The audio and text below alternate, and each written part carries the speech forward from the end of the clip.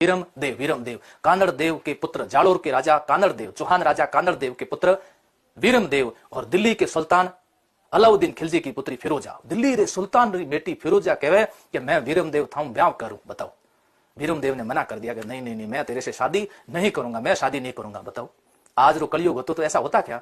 दिल्ली रे, है ना, दिल्ली रे प्रधानमंत्री की पुत्री अगर कह दे, कोई जालोरे वाला ने, सिवाना वाला ने कह दे कि मैं थाने शादी करूं, मना करेला कि नहीं करेला। वर्तमान रो समय कितो चेंज हुए, उस समय की कितनी चेंजेस थी। चेंजेस में क्या खास बात थी? मान मर्यादा इज्जत, ये बहुत बड़ी बात थी।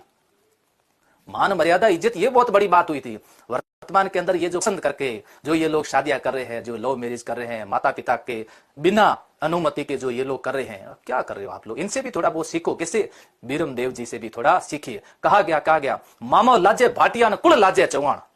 क्या कहा गया कि मामा लाजे मारो भाटिया, भाटी मामा है, बेबी शर्म से उनका सिर झुक जाएगा। कुल लाजे चौहान, जे मैं पढ़ू तुर्कनी तो पश्चिम में उगे भौण। ये तुर्कनी मैं थाने नहीं पढ़ू, मैं थारे में शादी नहीं करूं, तू जिद मत कर।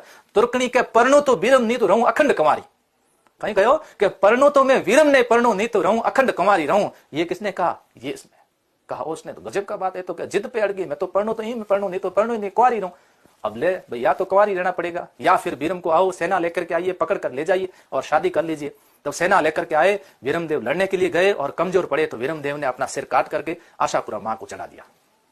आशापुरा मां को जब इन्होंने सिर चढ़ा दिया तो यहाँ जो सेना आई थी उसको लगा कि वापस क्या ले जाएंगे, सबूत के रूप में कुछ लेके चलते हैं। और सिर लेकर के सबूत के रूप में जब गए, अब फिरोजा सज धज करके आई, है ना।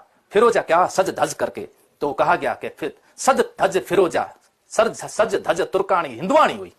अब उसने कहा था आज से मैंने तो भले इसका लड़ते हुए मृत्यु होगी, लेकिन मैंने तो पति इसको ही मान लिया कि सज धज तुर्कानी हिंदवाणी हुई। भो भो करता हमारा भरतार, मुख मत मोड़ो। कहते हैं कि गर्दन थी ना ऐसी थी और ऐसे हो गई थी। कटे हुए सिर ने भी इधर सामने देखना उचित नहीं समझा था।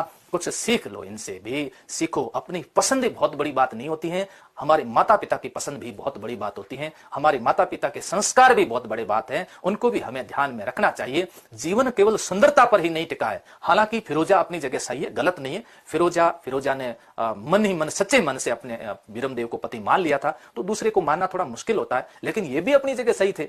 इन्होंने कहा कि हमारे कुल में ऐसा नहीं हुआ, इसलिए हम ऐसा नहीं कर सकते। और फिर यमुना नदी में जाकर के फिरोजा के द्वारा छलांग लगा दी जाती थी। कैसी एक रोचक कहानी है राजस्थान के अंदर ऐसी।